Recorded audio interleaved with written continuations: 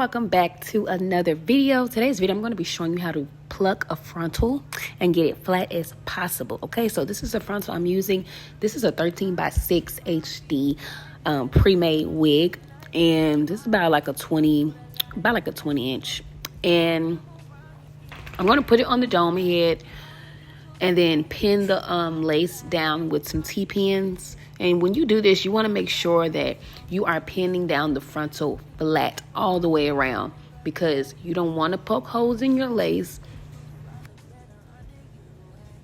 And then you also want to make sure that you pin down the back of the wig as well, so it doesn't do any moving while you are working on it.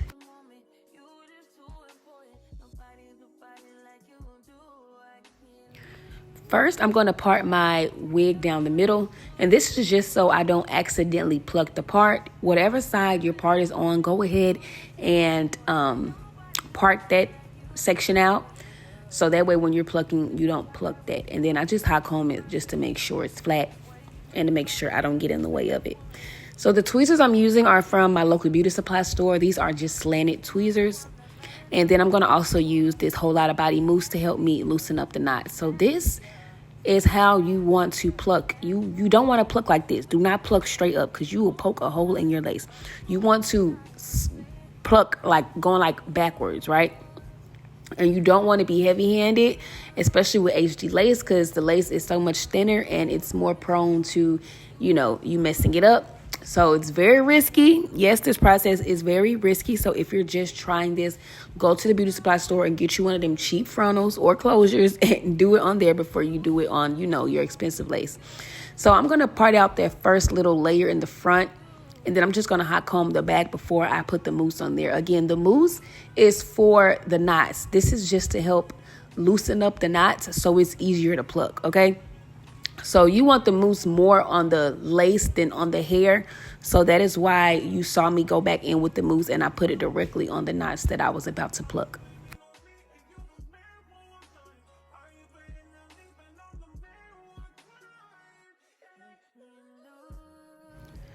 When we start plucking, you want to pluck behind the hairline, okay? If you pluck in that part, you will have a lot of bald spots. So pluck behind the hairline. And I'm doing this method. I'm like skipping over each section I pluck. And yeah, you're just gonna pluck it. Like y'all, like I feel like people make it harder than what it is, but it's really not. It just depends on how much you want to pluck. Now, if you want it to look super, super, super natural, you have to pluck more. It's going to look like it's over plucked, but that's honestly the truth. But if not, if you want to do a light pluck like I'm doing, this is what you will be doing. So once you just pluck all of that, then you're going to just brush all the hair back and then pluck the hairline. Of course, you want to make sure you pluck the hairline, because that is what most people was going to see first. Again, if you decide that you want it natural, you can also, part you out another section how we did and have like 3 rows instead of the one that we did. So I'm going to apply that mousse again to the hairline to loosen up those knots before I go to the front. And when you are plucking a frontal, it kind of already has that little like jagged hairline already done for you. So it's not a lot that you have to do. But for like the closures, it's straight. So that's why you have to mimic a natural hairline. And this is how it turns out. Again, this is just a light pluck. This is nothing too crazy because my client wanted it to look natural as possible. So this is what we will call a loose pluck. Now, once you learn how to work your tweezers, it does get easier. At first, it can be a little tricky, but it definitely takes practice. But this is how it looks after that.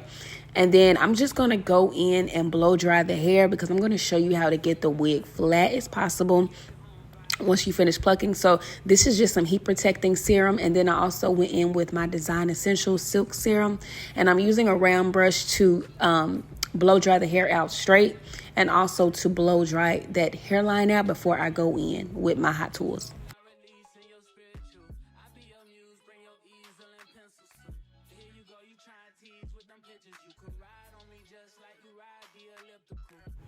For my wax stick, I'm going to use Care.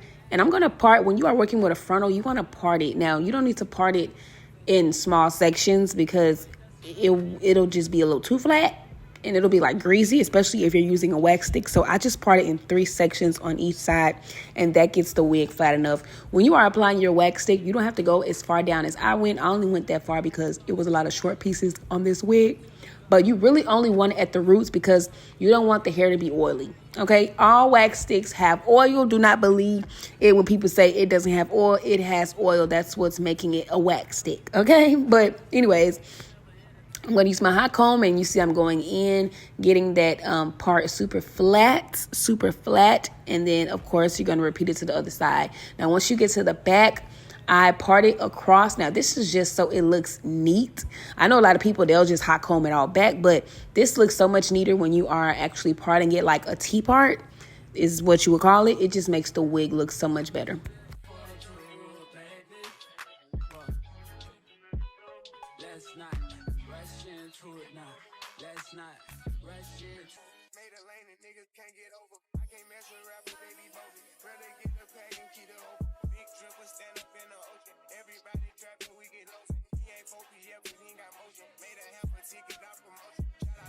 And again, we're just going to do the same thing to the other side. Do y'all see how bomb this looks? It's just super flat. It's just, I just love it. So then we're just going to do the other side how we did and get that side as flat as possible. Also, now a tip when you are using your hot comb is to do not leave the hot comb on the hair too long, because you could burn a hole in your lace if the hot comb is too hot. So move quickly. Do not let the hot comb sit on that lace, because it will happen. So yeah. Now, once I get to the front, I went back in to redefine my middle part, because the middle part has to be a middle part, okay?